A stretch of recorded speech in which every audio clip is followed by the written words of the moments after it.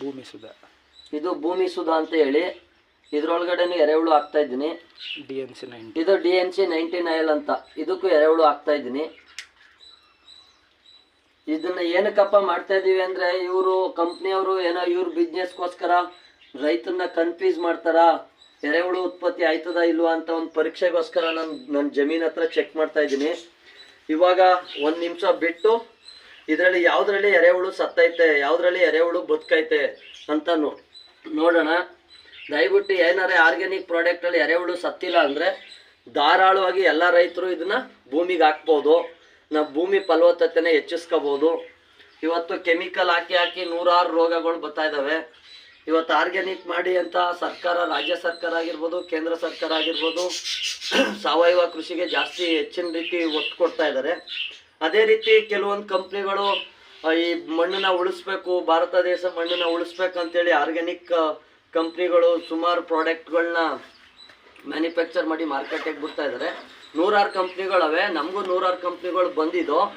ಆದರೆ ನಾನು ಇವತ್ತು ಈ ಕಂಪ್ನಿಯವ್ರ ಹತ್ರ ನೋಡಪ್ಪ ಇದನ್ನು ಬಳಸಬೇಕು ಅಂದರೆ ಎರೆಹುಳು ಸಾಯ್ತದ ಇಲ್ವಾ ನಾನೇ ಚೆಕ್ ಮಾಡಬೇಕು ಸತವಾಗಿ, ನೀನು ಏನೇ ಕೊಟ್ಟರು ಇದಾಗೋದಿಲ್ಲ ಅಂದ್ಬಿಟ್ಟು ಇವಾಗ ತಗೊಬಂದಿದ್ದೀನಿ. ಈ ಕಂಪ್ನಿಯವ್ರು ಬಂದವ್ರೆ, ಇದನ್ನು ನನ್ನ ಜಮೀನ್ ಹತ್ರ ನಾನು ಚೆಕ್ ಮಾಡ್ತಾ ಇದ್ದೀನಿ.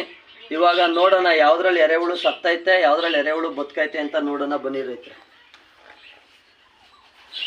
ಇದು ವಾಟರ್ ಸಾಲ್ಯುಬಲ್ ಗೊಬ್ಬರ, ಅದರಲ್ಲಿ ಎರೆಹುಳು ಹಾಕಿದ್ದೀವಿ, ತೆಗಿತಾ ಇದ್ದೀನಿ.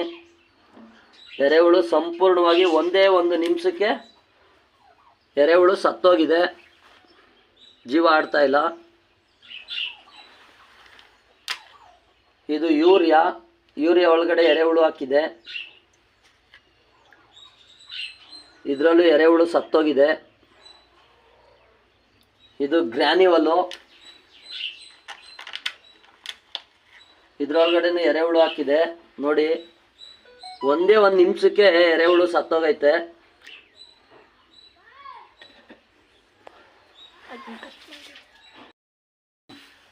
ಇವಾಗ ಆರ್ಗ್ಯಾನಿಕ್ ಕ್ರಾಪ್ ಸುಧದಲ್ಲಿ ಹಾಕಿದ್ದೀನಿ, ತೆಗಿತಾ ಇದ್ದೀನಿ ಅದನ್ನು.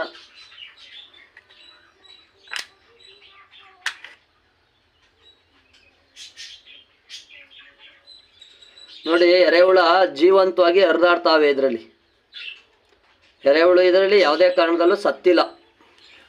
ನೀವು ಅಬ್ಸರ್ವೇಷನ್ ಮಾಡಬೇಕು, ಎರೆಹುಳು ಇಲ್ಲಿ ನೋಡಿ ಓಡಾಡ್ತಾ ಇದ್ದಾವೆ.